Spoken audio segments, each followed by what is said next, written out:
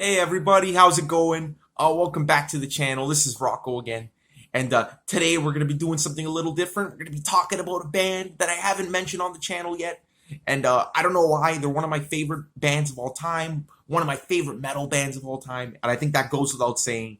Iron Maiden. And today we're going to be talking about their debut album from 1980, the front runner of the new wave of British heavy metal, one of the greatest debut albums ever in my opinion, and one that I think is maybe slightly overlooked by some Iron Maiden fans. Not all of them, because it's very highly regarded, but I think that some people just got to give this album a little bit more credit than it deserves, because it's absolutely one of my favorite Maiden albums. And I was actually going back, and I realized this is my 50th album review since I came back after a long hiatus. And I was thinking, like, damn, what should I do? Should I review one of my favorites, like Close to the Edge, do some big extravaganza? But I thought, nah, at the end of the day, let's just go with my usual pattern and review what I'm listening to at the time, what I'm into, and what I'm passionate about right now. So I decided, you know what? I've been listening to a lot of Iron Maiden lately, and especially this debut album. So why not talk about it? I haven't talked about Iron Maiden yet, and I think that they're a band that definitely warrants a lot of reviews. So stay tuned for a lot more Maiden reviews and a lot of other bands coming in as well. So if you have any requests for any other bands, any new music you want me to listen to in the prog, metal, and hard rock genre, leave your comment down below, and I would love to get back to you guys. But enough of that preamble bullshit. We're talking about Iron Maiden's debut album, 1980, new wave of British heavy metal, and a really influential album. Now, before I get into the review of this album, just want to mention how I got into it, because it's a funny story. It's a little bit embarrassing, but I just thought I'd mention it just to give a shout out to my good friend who got me into Maiden. And basically, at this point, when I first heard Maiden, I was a wee lad. I was 12 years old. I was in grade 7, and my friend was a huge metal fan at the time. And at that point, I wasn't too heavily into metal. I'd listen to Black Sabbath, Zeppelin, obviously, bands like that. But I had this preconceived notion that I didn't like metal, and I don't know why. So my friend, at one point, he's like, Rocco, you gotta listen to this band Iron Maiden. They were his favorite band at the time. So he lent me their greatest hit CD, Somewhere Back in Time. And I went home, listened to the first track, and I hate to say it, guys, I could not get into this album at the time. I mean, it's so embarrassing to say now, but my grade 7 mind, how old would I have been? My 12-year-old mind could not appreciate the sheer intensity of Iron Maiden. Again, back then I was listening to a lot of the only metal that I had really heard at that point was I guess you could, if you consider Zeppelin metal, I guess Zeppelin and Black Sabbath. But Black Sabbath was definitely different. They're a much slower, doomier, dirgier, bluesier band than Iron Maiden. Iron Maiden was just intense, balls to the wall metal, and especially with the first song Aces High on that greatest hit CD being so intense and so unapologetically fast. Probably the fastest thing I heard up to that point in terms of music. I just couldn't comprehend it, and I couldn't get into it. I hate to say this, but I wasn't a fan of Bruce Dickinson's vocals. I thought they were way too, straining and high pitched on that track. And, maybe that's because I heard it live. And again, at that point, I kind of had a negative view on heavy metal. I thought that all heavy metal was kind of like death metal and black metal and things like that you hear about. All these disturbing incidences happening. And I was pretty religious at the time. So, I kind of dismissed it for all those different factors. And I shouldn't have. It was bad of me. I should have continued hearing the album. But after that first track, I got to be honest, I didn't proceed forward because I didn't like what I was hearing. Now, fast forward the clock to second year university. Me and my friends, we loved seeing this Zeppelin tribute band called Zeppology. Just quick shout out to them, one of the greatest Zeppelin tribute bands. And we'd go to this bar Shoey's here in the suburbs of Toronto, to be more specific, in Etobicoke. Great place, great live music. And we were there catching a Zeppology show. We saw a poster, Iron Maiden tribute band, right? Coming to play. I can't remember their name. And my longtime friend, the same friend in grade 7 who let me borrow that album, great friend of mine, he wanted to see the band live, and I'm like, yeah, I'll definitely go. It's like a month and a half from now, but I know nothing about Iron Maiden. He's like, fuck, I gave you that CD back in grade 7. I'm like, yeah, I know, I didn't like it, blah, blah, blah. But at that point, I'd heard a lot more. I'd been a huge Metallica fan up to that point, and I was definitely open to heavy metal. So I'm like, you know what? It's time to give this band another try.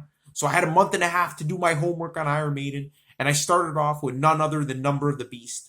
And the thing about Number of the Beast is I actually heard it. That's that same friend actually played me that album one time. We were doing a school project in grade 9, and I enjoyed it. I'm like, oh, that's Iron Maiden. That's way better than I remember them. But it was kind of a passive listen. But I sat down, listened to that fucking album, and I was blown away. And then I proceeded to work my way forward. I heard Peace of Mind after that. Then I believe Power Slave. Skipped Somewhere in Time. Heard Seventh Son of a Seventh Son. Then went back to Somewhere in Time because my friend didn't have it on CD at the moment. And it was great. I loved getting into it. I couldn't believe I wasn't into this band at the time. I mean, what's not to love? Blistering solos, operatic vocals, crazy time changes, progressive songwriting structures. Everything just appealed to me, and I felt like a fucking idiot. So we went to see the band. Oh, and by the way, I also re-listened to the Greatest Hits CD. And one of the songs on that Greatest Hits CD was Phantom of the Opera Live. Now, that was the standout track for me on the entire Greatest Hits album, and I freaking loved it. It was a beautiful song, and I had to find out what album this originated from, because on the Greatest Hits CD, this was a live version, and I didn't hear it on any of the CDs my friend let me borrow. So I'm like, damn, like what fucking album is this on? So I did some research, and again, up till this point, I was strictly listening to the albums. I didn't delve into any of the historical background behind Maiden. So I delved into Wikipedia, okay, and I found that this was from their debut album. Then I did all kinds of background research, all kinds of reading, and I found out that their first two albums, this one and Killers, had a different vocalist than Bruce Dickinson. And I looked at the general consensus, and there seemed to be so the consensus was these two albums are great. I think everyone seems to love these albums, but there seems to be two contrasting opinions. Now, a lot of people I've seen actually said that these two are their greatest albums, which I found hard to believe at the time because, again, this is before hearing them, but I found that hard to believe because Bruce Dickinson at this point is such an iconic vocalist and really the voice of Maiden. So I was thinking, like, why would these people say that this album, led by a completely different singer, who apparently has a way weaker range than Bruce Dickinson, be considered the best? And then I ended up doing a little bit more research, finding out that these people seem to be like the older fans, the fans that were there from the beginning, that really loved that early Maiden sound. So I'm like, okay, that makes sense. And the other, I'd say the majority of the Iron Maiden fans kind of view these two albums as very good albums, very good starts to their career, but nowhere near as complex, nowhere near as musically intricate as the Bruce Dickinson era. And plus, Paul Di'Anno's vocals seem to be criticized. The production on the album seems to be criticized. And it just seemed like this album was being portrayed as a watered-down, more simplistic version of Maiden. Good, but not fantastic. So, but then again, I heard Phantom of the Opera, and that was a fucking amazing album. I mean, an amazing song. So I had to listen to them. So I asked my friend Jonathan, the big Iron Maiden fan, what he thought of these albums. And yeah, he said that they're great albums. Like, you really got to listen to them. You probably won't like them as much as Number of the Beast to Seventh Son, which is considered their classic era, but it's still worth a listen.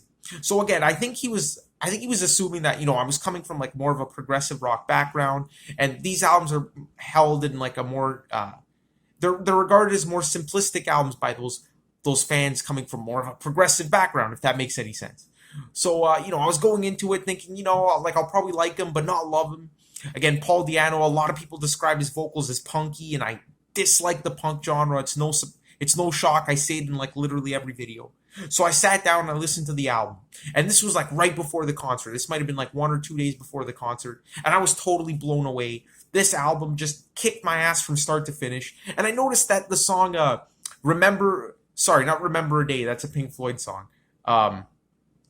Remember Tomorrow. I noticed that Metallica had covered that on Hardwired to Self-Destruct, the bonus disc.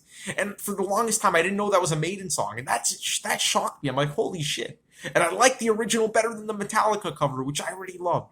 So I was blown away. I'm like, fuck, this album, there's a lot more to this album that these fans give it credit for. Paul Di'Anno's vocals, I found no issue with them whatsoever. I found no issue with the production, and I loved it. And to this day, I gotta say it, guys, this is probably my second or third favorite Maiden album. I freaking love it. It's grown on me ever since. And every time I listen to it, it's just as great as the first time, which I can't say for a lot of other Maiden albums. I mean, okay, their classic period, that goes without saying. All those albums are metal masterpieces. But their new era, Number of the Beast, Brave New World and Onward, originally, like, I love those albums. I'm like, damn, like, you got some 7, 8, 9-minute tracks. It's progressive, it's heavy. Just gonna fix my camera there. Progressive and heavy. And what's not to love? But over the years, I find myself not reaching for those albums very much, and I think that's due to like the kind of the sameness factor on the albums. A lot of them sound like very similar to each other, and I find that on this album here, you get a lot of variety. It's very intense. A lot of those albums are really over long. Like some of them are like 70 minutes long. I do love Book of Souls though. That's a really good album. Could have used some trimming, but anyway, not to go off on a tangent. But when I want to hear Maiden, this is the one I go to. It has like this replayability factor that a lot of the later albums don't have. And I just love the contrast between this album. It's heavier, it's grittier, it's darker than a lot of the future Maiden albums, but it still retains that progressive edge. So I really think that people should give this album a lot more credit. Again, it's a well-respected album, but if you're going into this thinking like, this is like a watered-down, simplistic version of Maiden, I totally disagree. And hopefully I can give this album its just desserts in this review. So before I get into the history behind the album, I just want to say thank you, Jonathan, for getting me into Iron Maiden. Sorry I dismissed them back in grade 7. And I owe you the world for reintroducing me to this fantastic band. So thank you very much. Now let's talk about the interesting history behind one of the most important debut albums of all time. All right, guys, so now let's get into the history behind this album. It's going to be a bit longer than usual because we're getting into a new band here. I got to talk about all the background information and everything, but I hope you'll find it interesting because I certainly do. Now, we know Maiden today as one of the greatest, one of the most commercially successful metal bands, probably the biggest, most iconic metal band of all time, again with Metallica. But, you know, things weren't always that way. They started off with very, very humble beginnings in 1975. And I know what you're thinking. This debut album's from 1980. So what the fuck were they doing from 1975 to 1980? Well, basically they were getting their asses fucked because everything just seemed to go wrong for this band. And things really, really started to pick up in 1978. So from 78 to 80, things were just accelerating at breakneck speeds. But before then, you know, they had to go through a lot of trials and tribulations. And really, what started this band off, we can't talk about Iron Maiden without the mastermind behind the whole band, Mr. Steve Harris on the bass. This was a guy who was just unique in the whole metal scene because he was definitely influenced by those early metal bands like Black Sabbath, Zeppelin, Deep Purple, Uriah Heep. You know, it goes without saying. But he was unique because he was also influenced by progressive rock bands, Genesis, Jethro Tull. I'm not sure if he was a huge fan of Yes, but he loved those early 70s progressive rock bands. And really, I can relate to that 100%. I mean, I love the grittiness. I love the heaviness of hard rock and metal. But I also love the sophistication and the pure musical joy I get from hearing the adventurous musical explorations of progressive rock. So right off the bat, I can really connect with Steve Harris. And trying to fuse those two things together, honestly, you can't go wrong. You're destined to form one of the greatest bands of all time coming from that mindset. So he was dead set on a mission to create a heavy, fast, breakneck paced band with a progressive edge, with lots of time signature changes and a twin lead guitar sound, which, again, he was inspired by the band Wishbone Ash and Thin Lizzy, what am I saying, at the time, who had that twin guitar sound. And you could really do so much with two guitars. You can get one guy riffing while one guy soloing on top of that at the same time live, and it creates this amazing harmonic kind of sound. So he had this mission, okay? He was dead set on a mission, and right from day one, he tried to do that. So he formed Iron Maiden December 25th, 1975. Now I'm just going to kind of speed through the backstory because it's hilarious. And if you guys want to get the nitty gritty details, I suggest you read the book by Mick Wall. I forgot the name of the biography, but it's a fantastic read. And they really go in depth with the early years of Maiden. But they went through a lot of issues. I mean, their first singer, he had no stage presence, no energy. Then they got another singer after him, and he was a Kiss fan wannabe. He would paint his face on stage. And, then at this point, they got their famous Eddie the Ed, or we know him now as Eddie, their mascot. But back then, it was basically this head they would put on stage that would spit out blood and shit like that. It must have been a sight to behold, but it was just literally a head at the time. And, so they had this Kiss singer, two guitar players. The only good thing about the Kiss wannabe singer, I think his name was like Dave Willock or something, was that he introduced the band to Dave Murray, who's still in the band to this day, their longtime guitar player. And Steve Harris loved his playing, so he hired him in the band. And the other two guitarists in the band at the time, like, they didn't like that whatsoever. So obviously a lot of drama and bullshit went down. And those two guitarists left the band, leaving Dave Murray as the solo kind of solo guitarist. They ended up hiring a second guitarist as well. And again, I can go into the names, and this video would last 10 years. But needless to say, he was embarrassing. He tried to play the guitar with his teeth like Hendrix on stage, and it just wasn't working out. So they let the guy go. Plus, Dave Murray was fucking amazing anyway, as we all know. And then they started having trouble with the singer. He'd get into a lot of fights with Dave Murray, which is ironic because he really introduced Steve Harris to this guy. And he ended up convincing Steve Harris to fire Dave Murray. Okay, so Iron Maiden went through all these fucking changes. They obviously ended up getting him back when that singer fell to the wayside. And at some point, they got a keyboard player at the time. And then Steve Harris realized, like, what the fuck are we doing with a keyboard player? He doesn't belong on this album. So basically, years went by, and, like, you know, they weren't making waves and everything. But everything changed when they fired that fucking singer, or when he left. Actually, he left the band voluntarily, which is surprising. And they got Paul Di'Anno. They met him at a bar, and this guy seemed like, you know, he was like a skinhead early in his teens. So whatever you want to make of that, it's up to you. But he had this attitude. They loved his vocals. They loved the gritty tone to his voice, but also that he could hit some pretty high notes as well. And they hired him into the band. And here's where things really started taking off. The year was 1978. And with Paul Di'Anno on vocals, things finally started looking up. The band lineup had a little bit of stability at that point, and their live shows were getting a lot of attention. Now, you guys got to remember, in 1978, this would have been the very, very early stages of the new wave of British heavy metal. And basically, what this new wave of British heavy metal was, it was kind of like a response to the whole punk genre, okay? It was both influenced by and a retaliation against that genre. And basically, what the punk genre was, you know, you got to give it credit where credit's due. It was this kind of I don't know if I should use this word, but it was an anti-intellectual music movement where, you know, these bands were young, aggressive, they had a lot of attitude, and they totally shunned and rejected the intricate, they would consider boring explorations of progressive rock, and even early heavy metal with bands like Zeppelin and Sabbath and things like that. They thought everything was overblown, and they just wanted to take the world by storm, write short, punchy, catchy, fast-paced rock tunes, basically. And I'm not a fan, okay? If you're a fan of punk, I'm sorry, I don't like it. Again, I don't like what it stood for against experimentation and things like that. And yeah, so that was big at the time. Now, the new wave of British heavy metal were these bands that were coming out at the time. Iron Maiden was one of the forerunners who were really inspired by that old-fashioned heavy metal, like Sabbath, Zeppelin, Deep Purple, and everything. They loved that shit. Again, punk was against that stuff.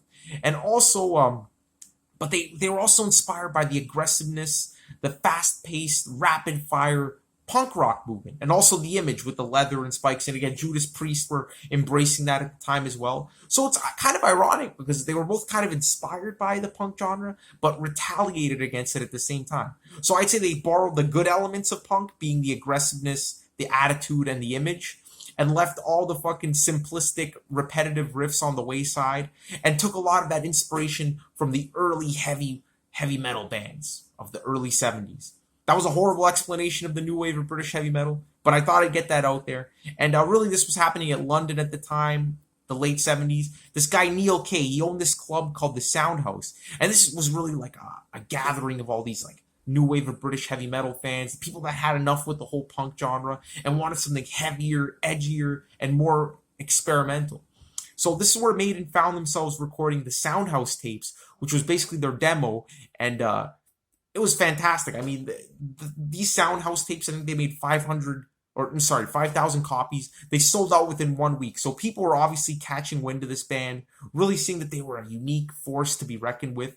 And that they caught the attention of Ron Smallwood, who is their manager to this day. Amazing businessman, to say the least. His marketing of the band is absolutely flawless. But yeah, things were really looking good for them. The song Prowler on the Sound House tapes went to #1 on Neil Kay's kind of charts of new wave British heavy metal. And as you know, the new wave of British heavy metal scene kind of got the ball rolling. So was Iron Maiden. They were right at the forefront of that. So yeah, things just accelerated at a crazy pace for Maiden after those Soundhouse tapes, and it was crazy. The band was just finally kicking into high gear, and finally getting credit where credit was due. Now, now we get to December of 1979, where they secured a record deal with EMI, which was a huge label at the time. And again, the band was just the premier new wave of British heavy metal band at the time, made huge waves. And they had one problem. They still only had one guitar player. After all the kerfuffle and shuffle of the musicians in the band, they only had Dave Murray. And Steve Harris was always his plan was always to have a twin guitar attack with this band. So he tried to get Dave Murray's friend Adrian Smith into the band, who we all know is in the band right now. But at the time, he was in this band called Urchin, okay? And he had a lot of obligations, so he couldn't join. So they ended up getting this guy, Dennis Stratton, who ended up appearing on their debut album. Also, at around this time, Doug Sampson, their drummer who was in the band for a couple of years at this point, he had to leave due to some health concerns. And they ended up hiring Sampson drummer Clive Burr, who's a fantastic fucking drummer. And they went into the studio. So they went into the studio in January 1980 and laid down their best fucking tracks. They had a lot of songs in the bank, which I'll talk about later when I talk about Killers. But really, they selected the 8 best, put them on this album, recorded them at breakneck speed, and the result was this raw debut album. Now, that's not to say that the making of this album was easy. On the contrary. Yeah, so the making of this album was pretty stressful, and to this day still leaves a bitter taste in Steve Harris's mouth because of the production. They had gone through so many producers, and again, they only took 2 to 3 weeks to make this album. They were basically in and out of the studio, but in that time, they'd gone through 2 producers who just weren't interested in the band, were doing a shitty job, and then they finally settled with this guy. I forget his name, but I think Will Malone or something, and just like the first 2 producers, he wasn't into it. And basically, Iron Maiden themselves to kind of self-produce this album in everything but name, giving it kind of like, a gritty, kind of raw atmosphere, which, Steve Harris being a perfectionist, he hated. And to this day, he thinks this is a flawed album because of the shitty production. But, ironically, that Will Malone guy did him justice by not giving a fuck about the production, because it doesn't sound horrible to the point where you can't make out the instruments, but it gives it this nice gritty feel that really suits the attitude of the music on this album. So hey, it could have been a blessing in disguise. I actually like the crappy production, air quotes, on this album. But yeah, it was a bad time. Plus, they were having issues with Dennis Stratton. Again, he was a great guitar player, and I'm going to give him some love in this review because he does have some great solos. But he was listening to a lot of music that the band weren't into at the time, like Steely Dan, one of my favorite bands. So when I read that, I'm like, oh, fuck, poor guy. Getting shafted for liking Steely Dan. And also the Eagles. And he was really into the more slow-paced, kind of bluesy music. Wanted to incorporate some Queen-like backing vocals into the songs. So basically he had a lot of creative differences with the band. The manager, Ron Smallwood, thought he was soiling their heavy metal image. So again, all kinds of bullshit like that. But yeah, and the tour after this album, they ended up letting him go for that reason, just because of all the musical differences. Kind of bullshit, but it had to be done. And they ended up getting Adrian Smith back. So yeah, again, on the tour for this album, Adrian Smith, he met his obligations with the band Urchin, came into the band, and he's been there ever since. The rest is history. But yeah, this album here, when it was finally released after the bullshit they had to go through to make it, it did amazing. It went right to number 4 on the UK charts, which was astounding for a band like this, just coming out of this brand new music scene. And I think the fans were ready at this point. Punk was fading away, and people just wanted that aggressive music back. So it really hit that spot at that time. And again, they had made a lot of waves with their Soundhouse tapes, and a lot of those demos selling out. And also, word got around the globe. I mean, when they went to play in Holland on the preceding tour, they were met with some pretty enthusiastic fans. So really doing well in the UK, really spread. And Maiden really rose to stardom like wildfire. They were the right band at the right place at the right time. So the tour following this album was pretty awesome. Kind of in the beginning stages, they were kind of recording it and doing this Metal Mothers tour, which is basically this tour for a few weeks they were doing with a few of the other new wave of British heavy metal bands, which was pretty cool as well. But their main tour was opening for Kiss and then opening for Judas Priest. which would have been awesome because I've said in many of my Priest reviews that Iron Maiden must have been influenced by them because a lot of the sounds that Judas Priest pioneered came became evident with Iron Maiden. So who knows if they definitely had an influence on them. But opening for them must have been pretty cool.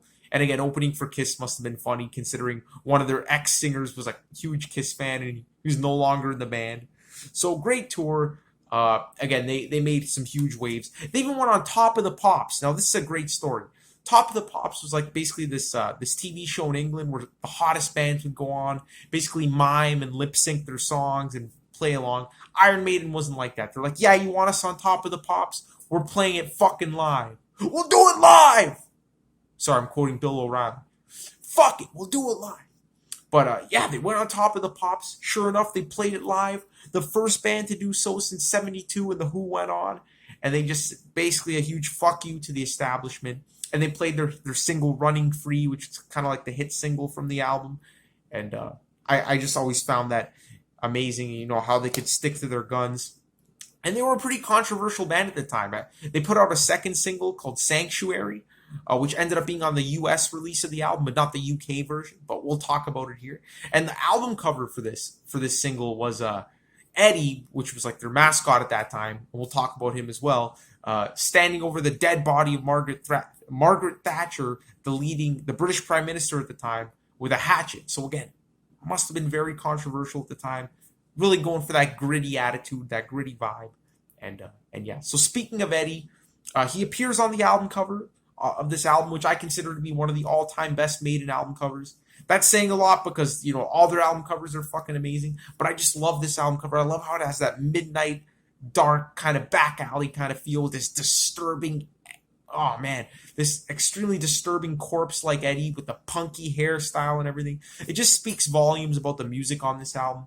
And it's artistically an amazing statement too. I mean, I can look at this album all day. And again, my good friend Jonathan, he had an Iron Maiden shirt back in elementary school with this guy on there. And I was like, holy fuck, what's going on there? But really cool album cover. One of my favorites. Has the darkness, has the attitude. And, you know, I really like it. And I like it a lot better than the remastered version they had on the remastered album release. I don't know. It just doesn't have that authentic, artistic kind of feel that this one has. So yeah, fantastic album cover. That only adds to the whole appeal and the whole allure of this. That must have been really eye-catching in record stores, which might have been why it sold so well. But I digress. So anyway, guys, that's kind of the history behind this album. Really kick-started Maiden's career, really starting off on a high note there. Now let's get into the overall review, and then we'll talk about every song track by track, as always. What can you possibly say about this album, other than it's one of the greatest debut albums of all time? And I'm not just talking about the new wave of British heavy metal. No, I'm talking about any genre ever. Like this album here is just one of those albums where you can't believe it's a debut album because it's just so well crafted, so well put together. And really, it's not hard to see why. Again, the band, they've been around since '75, and although they did have a rocky start, a lot of problems early on, from '78 to here, these guys became a well-oiled metal machine. I mean, at this point, they had been rehearsing their songs to the max, they'd been touring extensively, and they've really had the cream of the crop to choose from all the songs that they had assembled in those early years. To make a good, solid 40-minute album, you only needed like 8 to 9 different songs. And I think on this album, they picked the best. They picked the most interesting, the most exciting, and the most experimental. And the flow in this album is just fantastic. I mean, there's so much variety on it, and we'll get to that later. But that's one of the main reasons why I feel like this is one of the best Iron Maiden albums. And honestly, what's there to say about it? It is kind of considered like the front runner of the early new wave of British heavy metal albums, and I think there's a reason for that. Because not only does it have the core elements of that sound, you know, the intense, fast-paced, blistering riffs, the attitude, the take no prisoners kind of philosophy. I mean, there's like a lot of reckless abandon on this. And again, the attitude coming in from the punk influence there. And, you know, the heavy riffs, the no-nonsense, blistering guitar solos. It has all those elements. The catchiness. It has those hooks. It has those more accessible moments. So it has all those elements of the new wave of British heavy metal. But it adds the progressive rock complexities and the musical fuck, I can't speak today, intricacies and virtuoso abilities of the musicians that was really lacking in a lot of these like late 70s, early 80s metal bands. This band here is just so musically complex, so musically interesting, and the song structures are just not conventional at all, and really bringing that progressive edge in. So thank God Steve Hackett. Thank God Steve Harris was a huge progressive rock fan, because I think that added element of experimentation and complexity is what really pushes this album over the edge. And combine that with Paul Di'Anno's gritty, unique vocals. This album here is just one of the most unique Maiden albums, and honestly one of the best. But yeah, guys, what it comes down to is this album has this variety that a lot of other Maiden albums didn't have, and it really gives it that re-listenability factor. You don't really get that listener's fatigue, like as I mentioned earlier on, the Brave New World and Onward albums. Like they all kind of sound the same throughout, and they're all overlong. Even to be fair, even in the early Bruce Dickinson years, the Number of the Beast and Onward, all the songs kind of have this epic feel, this epic galloping feel, and there's nothing wrong with that. It's actually fucking amazing. Those albums are masterpieces. But listening to it over the entire album, you do get this sense of the band not really changing their core sound. But on this album here, honestly, it's all over the place. There's so many different elements, there's so many different moods and atmospheres and textures on this album that you never really get bored listening to it. And again, giving it that amazing replayability factor. And that really comes from the different types of songs on this album. Sure, you get those short, punchy, in-your-face, blistering songs like Prowler, Iron Maiden, Charlotte, not really Charlotte the Harlot, but Running Free. Those kind of commercial, heavy tracks, a little bit more on the simplistic side in terms of the time changes and the variation within the song. But they do their job. They're just there to be those short, quick bursts of energy that you really need on a new wave of British heavy metal album. And those songs there really exemplify that new wave kind of sound there. But on the other hand, Iron Maiden break out the epics. Phantom of the Opera, to this day, one of my all-time favorite Maiden songs, one of their most complex. I mean, that song there, it's 7.5 minutes, so many fucking time changes, it's almost ridiculous, and no other new wave of British heavy metal band were doing that at the time. So again, that progressive edge is what really gives this album color, what really gives this band its edge over a lot of those bands. As well as Remember Tomorrow. I mean, that song there goes through all kinds of different moods and atmospheres. And this album here, this is what I love about it. The individual songs, they're not afraid to have a few laid back sections interwoven with the heavy, in your face sections. And I love that. It really gives the song kind of like this sense of adventure, this sense of progression, that the song isn't staying in one place for too long, and that this band really has a command over all kinds of different textures in music, like the light and the shade. So you do get the heavy moments, but you also get those laid back kind of atmospheric moments as well. And no song exemplifies that better than Strange World, which comes on side 2. Again, I don't think any new wave of British heavy metal band were really delving into those dark, ominous, slow burning, creepy, atmospheric tones at that point, and Maiden did it. And there's even an instrumental on this album. In my opinion, the best Iron Maiden instrumental, Transylvania. So really, from start to finish, this album has so much variety, has so much going for it. And the musicianship is just fucking incredible. I already mentioned Phantom of the Opera with its constant time changes, never staying in the same place at one point. But the instrumentation never sounds like these guys are just trying to show off. It always sounds like it suits the song. And again, with those short, punchy tracks interwoven between the epic songs, you never really get that sense that this band is just going over the top with the experimentation. It's a perfect balance. And everyone's on the top of their game here. I mean, Dave Murray, what can you say about the guy? I think he's one of the most underrated guitar players. I mean, when Iron Maiden isn't an underrated band, but when people talk about the greatest metal guitar players, no one ever seems to talk about Dave Murray. I think the guy's fucking incredible. His solos are great. And even Dennis Stratton, I'm going to give the guy some love. He has some great bluesier solos. Again, on Strange World, he really liked those slow melodic moments, so he really goes all out with his opening solo on that song. But overall, you can tell that when Dave Murray solos come in, they're a little bit more intense, a little bit more metallic than Dennis Stratton, who stayed more on the hard rock edge, didn't really delve into that extremely fast-paced and intense metal style that Dave Murray was doing at the time. And really, you guys should go on this website. It's called IronMaidenCommentary.com. It breaks down who does the solos. And I've been looking for a resource for this forever because I never knew who was doing which solo. I know some hardcore fans could just tell by ear, but I can't do that. So, kill me. But I can't distinguish who does the solos.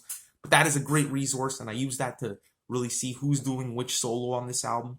And yeah, it seems like Dave Murray definitely comes out on top, but Dennis Stratton still does a great job as well, keeping it more on the classic hard rock edge with his solos. Still metallic, but compared to Dave Murray, more conventional.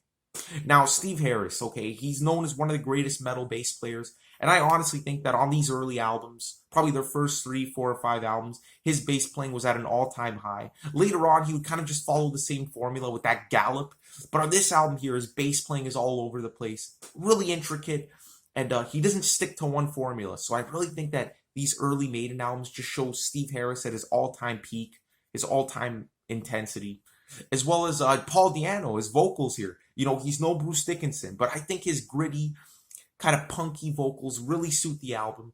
And again, he does have a pretty good range if you hear songs like Strange World and Remember Tomorrow. So great vocalist. I never had any issue with him. And it's a nice change from Bruce Dickinson, whose vocals, although they're fantastic, they do kind of stay in the same place in the same register for a lot of their songs. And I like that about Paul Di'Anno. He's really tries different kind of tones on every song, and he gives you the sense that, wow, that's the same singer as on the previous track, but he sounds totally different on the next one. So Paul Di'Anno does a fantastic job. Clive Burr as well, fantastic drummer, one of the best Iron Maiden drummers. So just the whole band was just firing on all cylinders, and they were hungry. You could hear it, the gritty tone of this album. Whereas it does have epics, but whereas the later Maiden albums with Bruce Dickinson have that epic kind of larger than life feel, this one here is more grounded in reality, and as a result, lyrically as well. But as a result, it sounds a bit less cheesy than some of the Bruce Dickinson songs, or the Bruce Dickinson era songs, I should say. Like, for example, Quest for Fire, and a lot of those over-the-top kind of almost pretentious epics that would come like in the later half of their career, or from the 2000s onward. So that's what I like about this album. It's kind of grounded in reality, and it has that gritty attitude to it. So really, I don't know what else I could say about this album. It's just fantastic from start to finish, and you could definitely see why I went to number 4. I mean, this album was just at the right place at the right time, and with that sense of adventure, with that progressive edge, it was destined to be a classic. So Iron Maiden's debut album, total masterpiece.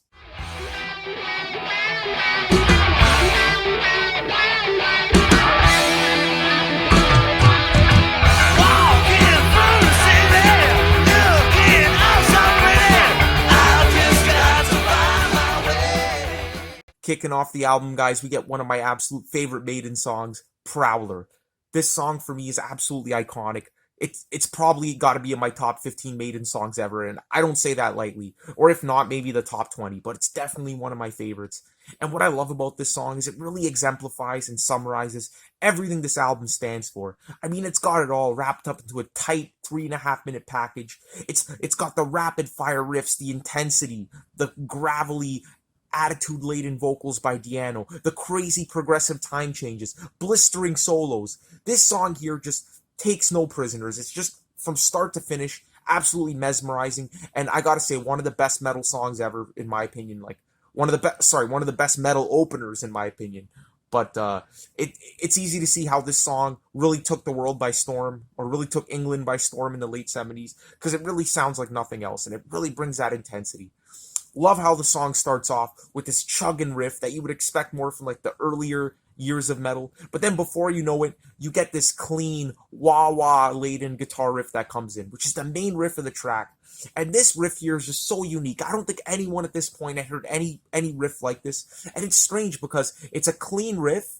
It's not distorted or gritty or anything like that, but it still brings that intensity. It still brings that sinister kind of tension-laden vibe to the song, which is really unique for a wah-wah riff. Usually wah-wah riffs are more funky. This one here is just in your face, metallic, and sets up the tension for the whole song. Then before you know it, the band kick into high gear with the verses, and Paul Di'Anno comes in with again using those attitude-laden, grittier vocals, giving the song this punky punch to it, and it has a lot of commercial appeal as well because during the chorus, the band sing together, "I've just got to find my way," and that part there really gives it that commercial kind of tone that I really love. Really easy to get into, but yet keeps that intensity, keeps the sheer bludgeoning nature of the song intact. Then before you know it, the time changes come in, guys, and this middle section of the song is just absolutely fucking blistering. This awesome riff comes in, but then on top of that, you get the drums and bass adding a lot of weight with the bow, bow, bow. Really sets up the mayhem of what's about to ensue. And then all of a sudden, this rapid fire riff comes in. Absolutely, absolutely blows my mind every fucking time. You know the one I'm talking about. The just comes out of nowhere. Fastest thing anyone's probably ever heard up to this point. And funny thing is, I mentioned this riff on my British Steel by Judas Priest review, and I thought that Iron Maiden were actually influenced by Judas Priest because this riff here, almost the exact same riff, appears on the song Rapid Fire, and but it might be the other way around because believe it or not, this album and British Steel were released in the same fucking year. I mean, the same fucking day of the same fucking year. So, and Maiden were touring for a while, were playing this song for quite a few years, so it's not hard to imagine Judas Priest actually catching on to this song and being influenced by it. So I found that really interesting when I looked at the date this album came out. I'm like, oh my god, I could have sworn British Steel came out slightly before it. But no, they came out on the same day. So it could either have been a coincidence or Judas Priest were listening to some Maiden. That would have been really interesting. But yeah, then this amazing rapid fire riff leads into one of my all-time favorite solos by Dave Murray, immediately followed by another solo by Dennis Stratton. And these solos are absolutely fucking intense. Some of my favorite Maiden solos, just absolute face melters. And then before you know it, Paul Di'Anno comes in, and his vocals are extremely rapid fire, which is a contrast to the earlier parts of the song. Again, mirroring the intensity and the speed of the preceding solo and riff, which was a really nice touch. But then the song wraps up perfectly. The wah-wah riff comes back in. It gets into the main theme of the track. And it all wraps up fucking phenomenally. Perfect song. Perfect Maiden track. I would give this, I don't know if I'd give it a 10 out of 10, because I do like a few songs better. But easily a 9.5 out of 10. Hands down. One of my favorites. The all-seeing eye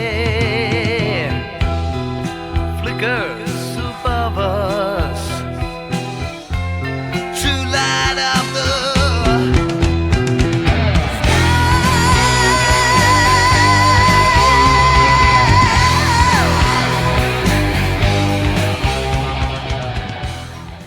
Okay, guys, track number 2, Remember Tomorrow. This has got to be hands down one of the greatest heavy metal songs I've ever heard in my life. Honestly, one of my all-time favorites, probably a top 5 Iron Maiden song for me. It's fucking flawless. And what I love about this track is it has so much variation. You could really see the influence of those early metal bands like Black Sabbath on the album, as well as the new wave of British heavy metal with the sheer intensity and up-tempo nature of the midsection, as well as some more laid-back progressive experimentation and atmospherics at the beginning and end of the track as well. Just overall, it's got it all, really, and there's no other Maiden song that sounds anything like it. And again, this track here, the band isn't scared of setting up an atmosphere, setting up a nice, soft, laid-back, haunting section before the song totally explodes. And that's what I love about this. And that was rare later in Maiden's career. They wouldn't really write songs like this anymore. And I miss it. But we do have Remember Tomorrow to keep going back to. But yeah, I wish they made more songs like this. It's just an absolute masterpiece. Love how it starts off with this ominous, sparse bass line coming in and this haunting guitar. And then Di'Anno comes in and he sounds completely different from the first track. Again, using the softer register of his voice. And it's absolutely hypnotic and mesmerizing. You fall into a trance during the early sections. But then at the 1 minute mark, this heavy, crushing, absolutely doomy riff straight out of Tony Iommi's songbook comes in. And that is just a powerful moment right there. And again, really showing how this new wave of British heavy metal took those early influences from the early 70s, from Sabbath and Deep Purple, bands like that, and took it to the next level. Because honestly, this song here it is the next level, to be honest. It's flawless. Now, after that heavy riff comes in and the powerful Paul Di'Anno vocal line comes in as well. We go back to the original section of the song, so nice, atmospheric, laid back. And then the riff comes back in, the heavy riff. And just when you think the song is just going to keep repeating itself, the most unexpected time change occurs at about, I think, at about the 2.5 minute mark. And the song just kicks into high gear, kicks into rapid fire. I mean, the playing on this section is absolutely frantic, absolutely, for lack of a better word, just one of the most intense moments on the album, and one of the best executed transitions in Iron Maiden's entire history. I mean, it really does take you by surprise, but in the best possible way. And the rhythm section here, Clive Burr and Steve Harris are just going absolutely fucking crazy. This guitar solo comes in by Dave Murray, absolutely blistering and intense, and it makes you wonder how the song got to this point, because it started off so slow, so hypnotic, so dirgy, and now all of a sudden you're literally getting your face fucking melted off. And there's this awesome triumphant riff that comes in to break up these guitar solos, the giving it that epic kind of, charging into battle feel, before Dennis Stratton comes in with his solo. And again, his solo, you could tell the difference. Murray's was a fucking metal face melter. This one here, it's intense, but it does have a little bit of those hard rock qualities from the late 70s. So you could definitely tell them apart once you know who's who. And then it gets back into like the main riff of the track. And Paul Di'Anno really hits some pretty high notes, especially when he sings, "From out of the fire." Oh wait, no, he doesn't sing that. He says, "to light up the sky," and he really hits some pretty high notes there. It was the Metallica version where they say "out of the fire," because on this version, when he says, when you think he's going to say "out of the fire," it just goes into the main riff instead, because earlier in the track he actually used the words "out of the fire" but didn't scream it. But I don't know, I'm getting confused because the Metallica version I heard first and this one came later. But anyway, the point is, Remember Tomorrow is one of my all-time favorite Iron Maiden classics, and they definitely should have written more songs like this. 10 out of 10, hands down, one of the best.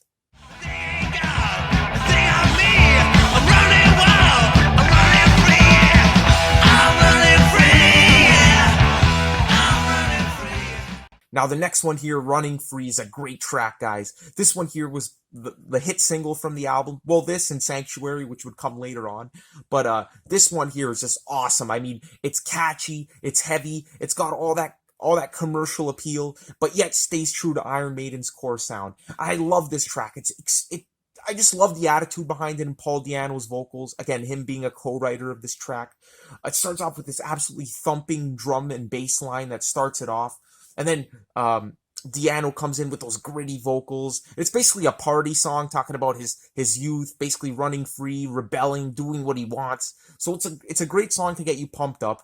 But what really turns me on about this song is the middle section, where we get this extremely heavy chugging riff, again reminiscent of Sabbath. But on top of that, every once in a while, you get these flourishes of these twin guitar leads coming in, giving it that new wave of British heavy metal sheen to it. So again, it's a perfect amalgamation. And again, it's a catchy song, really heavy midsection there. I love the squeaky kind of guitar sound effects in the background as well. So I like the production of this album pretty much. But yeah, everything about this song fits into place. It doesn't overstay its welcome. Sure, it's a little bit more on the simple side compared to the other ones, basically just driven by that thumping riff. But I love the heaviness, I love the attitude, and I never get sick of this track. So for that reason, I gotta give it a high score of an 8.5 out of 10. Really great track. I'm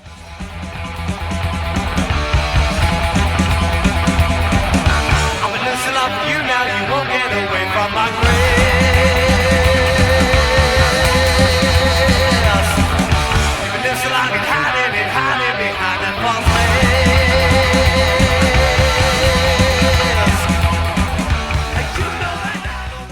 This next track here, guys, closing out side one.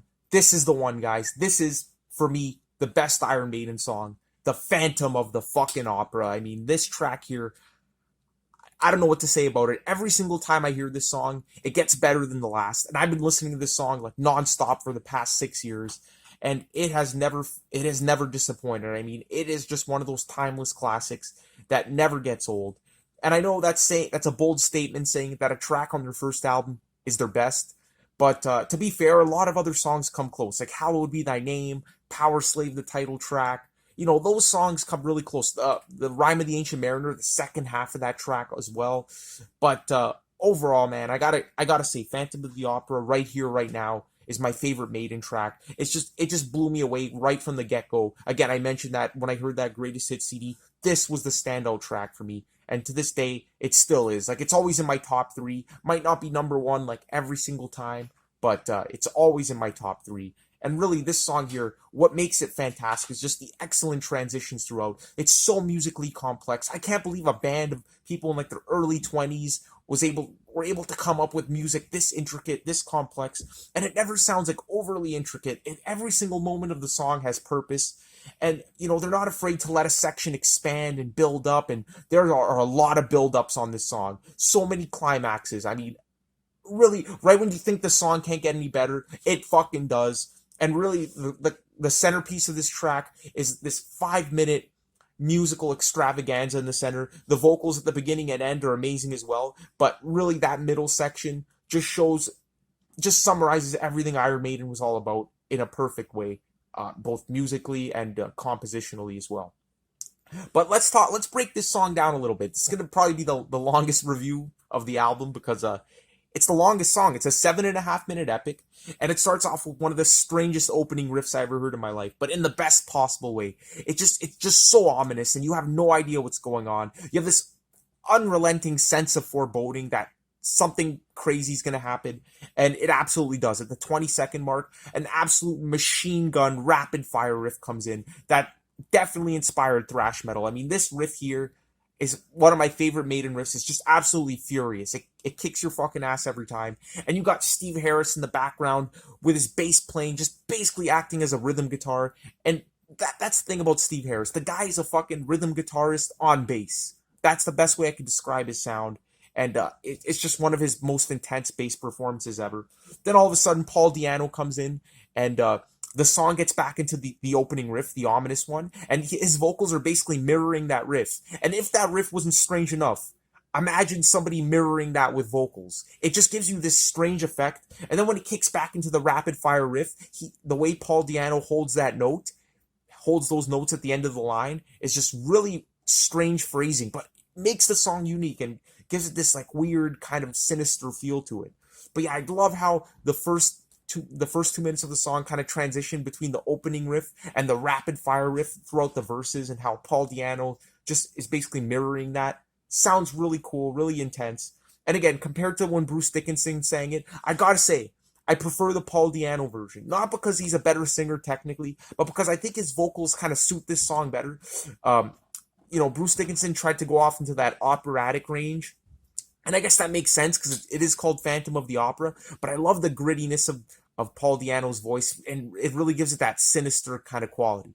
That's just my opinion. If you like Bruce Dickinson's version better, all the more power to you. Just for me, I love the Di'Anno vocals on this track, and the first 2 minutes are fucking amazing. But at the 2-minute mark, the song just suddenly transitions, and it's honestly one of the craziest transitions ever, guys. Because all of a sudden we get this weird staccato guitar riff coming in, and it's one of the creepiest things ever. Definitely sounds like someone's sneaking up on you, which I guess was the whole idea of the track lyrically. The Phantom of the Opera sneaking up on his prey, and it just gives you this creepy atmosphere. Paul Di'Anno's vocals here are just really cool with like, keep your distance, walk your step, whatever. And then the backing vocals are really haunting in the background as well. Really high-pitched.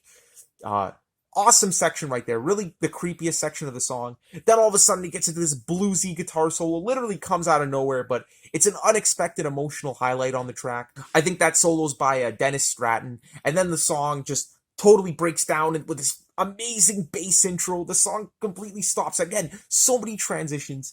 And this is an epic part of the song. The twin guitar lead comes in with the and it's just such an epic build up there. And the bass is swelling in the background. The drums are swelling. And it just builds up to such fantastic heights. And before you know it, the band gets into this really, really groovy section. And you're just grooving along, and it's absolutely euphoric, especially after that epic build up there. And then we got a Dave Murray blistering solo, followed by Again, followed by that epic twin guitar lead, and then Dennis Stratton comes in, does his solo, before seamlessly transitioning back into that rapid fire riff that started off the song. And it's just fucking mind-blowing. Like, it takes you on a ride. What this band does in 7.5 minutes is what some bands can't even do in 20. I mean, and in the best possible way. This has got to be like an early progressive metal masterpiece. And honestly, I would take this over any Dream Theater song any day of the week. So, Phantom of the Opera, one of the greatest songs ever, not just by Iron Maiden. Like, I want to emphasize, this is one of the greatest songs I ever heard in my life. Hands down a 10 out of 10. Perfect.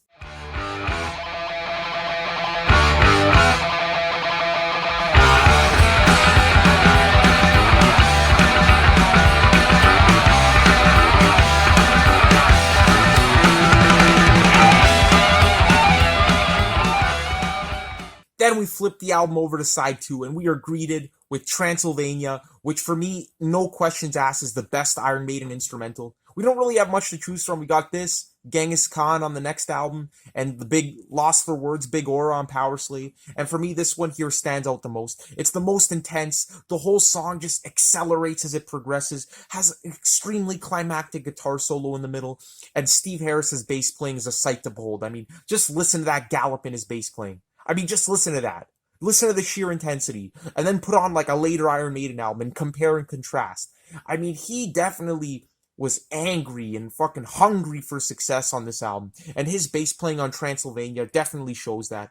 I love the clean sounding guitar crescendos that cut through the absolutely rapid fire machine gun riff that starts off the song. It gives it like kind of like progressive rock, medieval kind of feel. But overall, I just love how the song builds intensity over time and how it just gradually accelerates. And even after that solo climaxes, it just keeps going and keeps progressing. And coming in at 4 minutes, it never overstays its welcome. So one of their best, the best Iron Maiden instrumental, easily a 9 out of 10.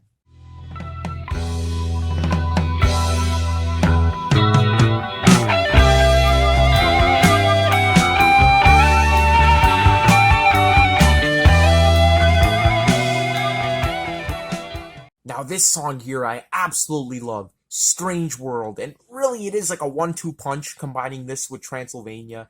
When Transylvania winds down at the end, it perfectly transitions into this, and I mean seamlessly transitions into this 5.5 minute, slow burning, bluesy, emotional, melancholic Maiden song that really sets up a dark and ominous atmosphere throughout, but with a touch of melancholy, a touch of sadness.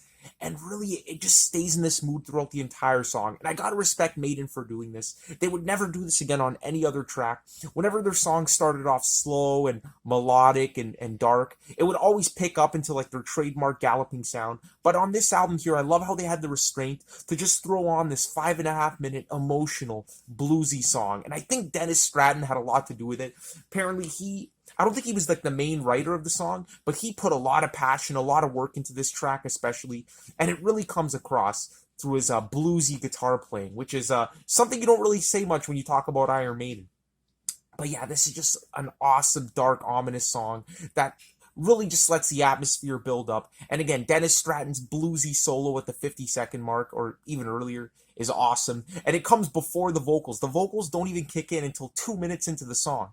And when they do, they're great. Paul Di'Anno, again, using that lower register of his voice, the softer side of his vocals there. It's absolutely beautiful. And that's something you wouldn't really think of saying when you talk about Paul Di'Anno. But it's true. It's a beautiful vocal performance.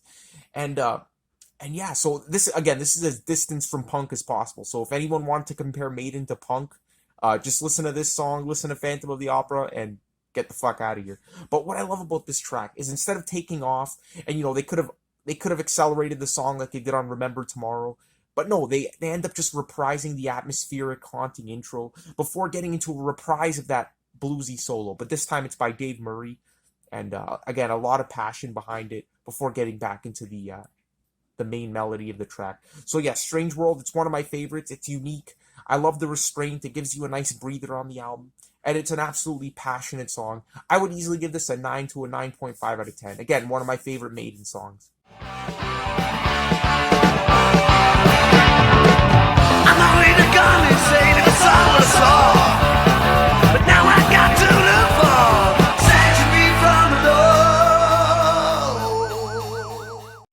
up on the album, we got Sanctuary, the second single they released off it, and notably absent from the UK release. This song here was only on the American edition, and the Americans lucked out because Sanctuary is a fantastic song. In the same sense that Running Free is this like short punch in the face, Sanctuary is as well, but rather than being chugging and kind of and moody like Running Free, this one here is a lot more rapid fire, a lot more punk inspired in terms of the attitude, and it definitely has this rebellious kind of feel to it, but it does, again, it retains those Iron Maiden staples, the twin guitar leads, the intense blistering solos, and it has an extremely, extremely catchy chorus. And again, Paul Di'Anno really giving it his all with those gritty vocals. So not much to say about Sanctuary, but it's definitely a great song. I think I might like it a little bit better than Running Free, to be honest, but those two songs there are pretty much the hit singles off the album, the more commercial ones. But really good song, has a lot of attitude, and it always reminded me of the song Breaking the Law, because it has the police sirens in there, and obviously thematically and lyrically it's very, very similar to Breaking the Law. So another parallel between those two albums that came out on the same day in 1980. So Sanctuary, I'd feel good giving this a strong 8.5 out of 10. It's the perfect short, punky, heavy metal tune. Don't you know you're breaking the law when the service you give them? Shout the holler, show me your leg. Shout the holler, take me to bed. Shout the holler, let me see blood. Shout the holler, let me see love. Right, the next track, we got Charlotte the Harlot. Just rolls right off the tongue, doesn't it?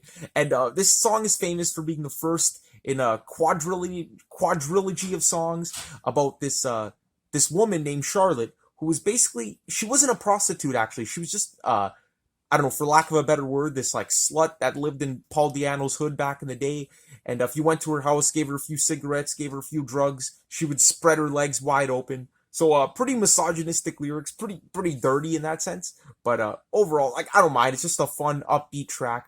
The music was written by Dave Murray, his only contribution to the album, and it's pretty cool musically. You know, not really a standout moment on the album for me, but a pretty solid song, pretty upbeat, pretty catchy, has this kind of jaunty opening riff that kind of clashes with the rest of the album. But what really gets me about this track is that it winds down into this bluesy, atmospheric section in the middle with some pretty passionate Paul Di'Anno vocals. So that's like a really unexpected moment there. You don't really expect it. And then there's a pretty cool solo on top of that. The chorus is really catchy. I mean, just, it really does roll off the tongue. Charlotte the Harlot, take me to bed. Charlotte the Harlot, show me. You know, it's really catchy. So really good song overall. I'd probably give it an 8 to an 8.5. But I prefer the next song in the trilogy, sorry, the quadrilogy, 22 Acacia Avenue. Now that's a fucking Maiden masterpiece. This one here, it's a good song, but not one of their best.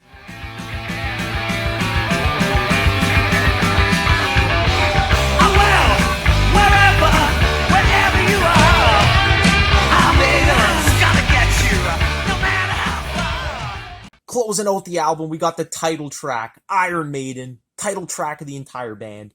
And this song here definitely grew on me a lot over the years. When I first heard it, I was really underwhelmed. I thought like the title track of this band would be like a standout song on the album. And it ends up not being a standout song. It's probably like my 7th or 8th favorite on the album, if not my least favorite. But it is a really good song, and it did grow on me over the years. Probably the earliest song that they wrote for the album.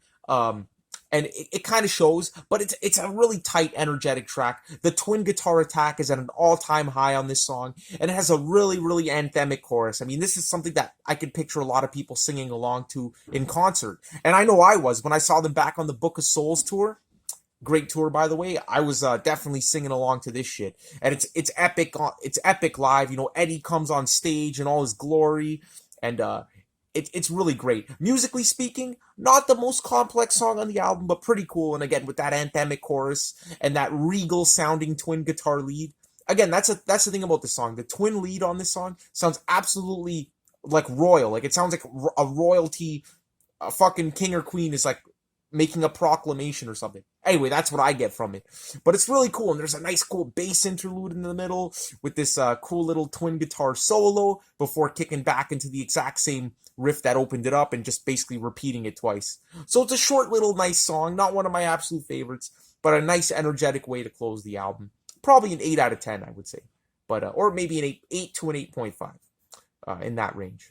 So yeah, guys, that's the album there. Obviously, I've been very enthusiastic about it. I really love this album. It has so many masterpieces, so many of my all-time favorite Iron Maiden songs. Prowler, fucking Remember Tomorrow, Phantom of the Opera, Strange World.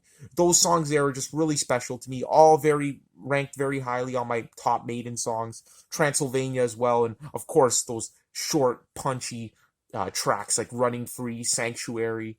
I guess you could say Iron Maiden is one of those. And the weird Charlotte the Harlot that sounds nothing like anything else on the album. But anyways, excellent album, guys. It's been a pleasure reviewing it for you guys. Leave your comments down below whether, if maybe you think I'm too enthusiastic about it. Maybe it's not as great as I'm saying. Give me your opinion down below. I'd love to hear it. And if you guys have any other requests, I'd be welcome to hear that as well. So anyway, guys, peace out. Take care. Stay safe in these crazy coronavirus times. And of course, rock on.